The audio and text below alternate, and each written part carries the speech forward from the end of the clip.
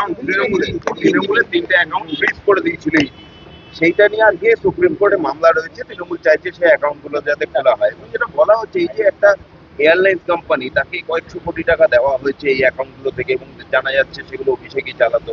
এগুলো আপনারা দেখুন, অন্যায় যে হয়েছে, অর্থনৈতিক অন্যায় হয়েছে, এটা নিয়ে তদন্ত চলছে। আপনিও দেখছেন, আমিও দেখছি, সংবাদ মাধ্যমে আসছে।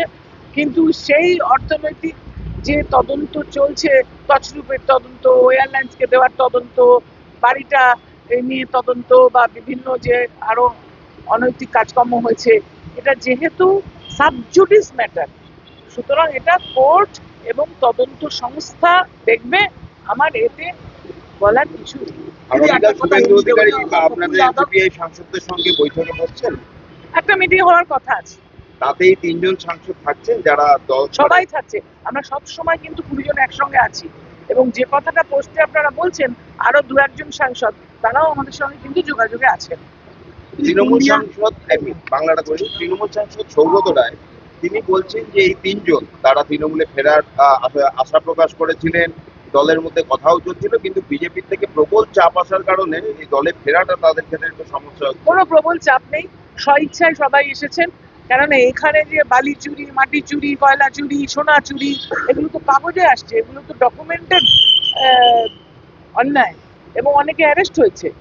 তার জন্য অনেকে চলে এসছেন ওই দল ছেড়ে এবং তারা স্বইচ্ছায় এসেছেন।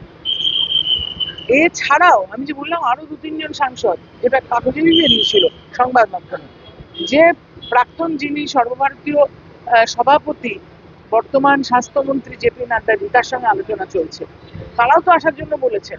সুতরাং আরো সাংসদরা কিন্তু এনসিপিআইতে যোগ দেওয়ার জন্য আমাদের সঙ্গে যোগাযোগ করেছেন, এটা ঘটনা।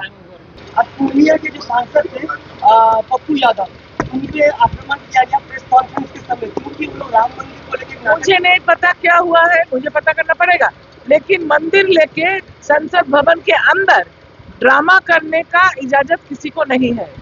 আমি একটা কথা বলি, আমি আল্ট্রাসাউন্ড ভারতবর্ষে প্রথম শুরু করেছিলাম, যাদের বন্ধাত্ব আছে, বাচ্চা হয় না, তাদের ইংল্যান্ডে, ট্রেনিংটা ইংল্যান্ডে ছিল 1986-87-এ।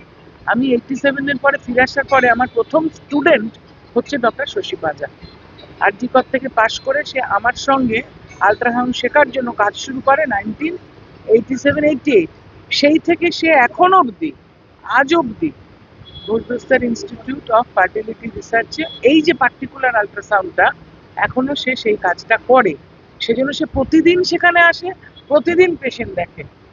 এটা নিয়ে প্রথম যেটা বেরোলো সেই খবরটাই তো ভুল, যে ও প্রথম দেখা গেল এখানে এসছে, কথা বলেছে। ও তো আজকে 30-35 বছর ধরে এখানে রয়ে আছে, এখানে কাজ করে। এটা নিয়ে নতুন জল্পনা এটা করাটা বা খবরটা খাওয়ানো ঠিক নয়। আর অন্য কে কি পোস্ট করেছে আমি বলতে পারবো না, তার কাছে কোনো খবর থাকলে সে তাকে জিজ্ঞেস করবে। সেদির সঙ্গে কি এই বিষয়ে কোনো কথা হয়েছে? মানে তিনি তো সরাসরি রাজনীতিতে দেখা যাচ্ছে।